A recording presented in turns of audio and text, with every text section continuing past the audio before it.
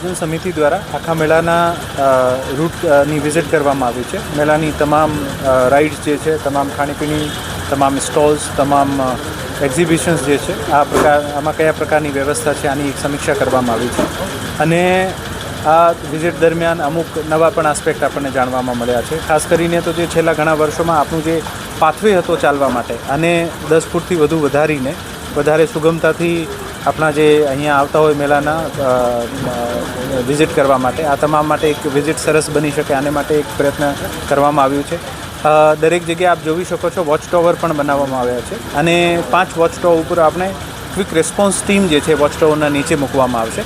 આ quick response ટીમમાં NDRF, SDRF, health, police આ તમામ જવાનો રહેશે અને કોઈ પણ એવી પરિસ્થિતિ થાય ખુદાના ખાતે કે કોઈ પણ નાનું મોટું એવું કોઈ સંજોગ બનતો હોય ત્યારે આ ટીમ ઝડપથી રિસ્પોન્ડ કરીને પર્સનને સારવાર કરવાની હોય તો સારવાર, ફાયરનો ઇસ્યુ હોય તો ફાયર ડોઝિંગ અને કોઈને હેલ્થની સારવાર કરવાની હોય તો ઓન ધ સ્પોટ હેલ્થ સારવાર અથવા આને શિફ્ટ કરવાના હોય તો ઝડપથી શિફ્ટ કરે આને માટે કામગીરી કરવામાં આવી છે। સાથે સાથે જે ઇવેક્યુએશન પ્લાન છે આની પણ સમીક્ષા કરવામાં આવી છે।